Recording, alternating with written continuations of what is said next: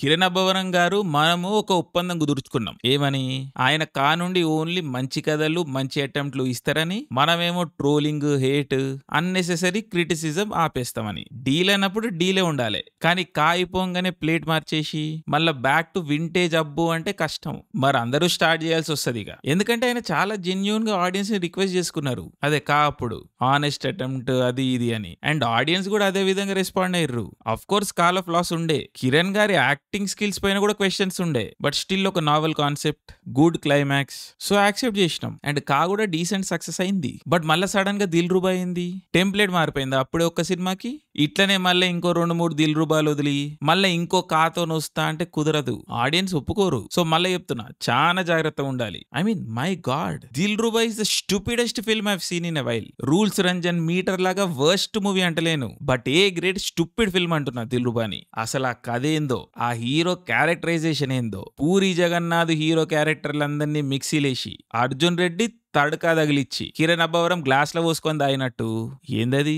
ఆ ఉర్రుడేందో, ఆ కోపాలేందో, మళ్ళా ఆ ఫండాలు, అమ్మ బాబోయ్. మళ్ళా దానికి తోడు ఆడోళ్ళకి నీతులు చెప్పి సంస్కరించే vintage Abbu is back. Abbu the reformist. ఆడాళ్ళు అది, ఆడాళ్ళు ఇది, వాట్ అప్పుడు చెప్పిర్రు ఇంకా ఇలాంటివి నేను చెయ్యా అని. మళ్ళీ ఏంది ఇది? ఇలాంటివి ఈ రోజు అస్సలు యాక్సెప్టబుల్ కావు. ఐ మీన్ టెరిబుల్ అంటే టెరిబుల్. ఇంకా టెరిబుల్ అన్న టాపిక్ వచ్చింది కాబట్టి ఇంతకన్నా టెరిబుల్ యాక్టింగ్ చూస్తానో లేదో ఇయర్ ఇంకా. ఐ మీన్ ఒక్కరు ఇద్దరు అని కాదు, మూవీలో ఎంతమంది ఉంటే అంతమంది అటర్ వర్స్ట్ యాక్టింగ్. కిరణ్ గారు అయితే ఇంకా తేలిపోతున్నారు. ఏదో ఒకటి ఫండమెంటల్ గా మార్చాలి ఆయన, లేకపోతే కష్టం. ఐ మీన్ చాలా కష్టం. అండ్ ఇంకా హీరోయిన్లు ఉంటారు ఈ మూవీలో, ర్యాంప్ ఆడిస్తారు. ఇద్దరికి పెద్ద రోల్సే అండ్ పర్ఫార్మెన్స్ కి స్కోప్ ఉన్న రోల్సే. But bare minimum lip sync చెప్పలేకపోయారు. ఇంకా అర్థం చేసుకోండి ఏ లెవెల్ పర్ఫార్మెన్స్ లో అవి. చూడలేకపోతాం అసలు. Utterly terrible.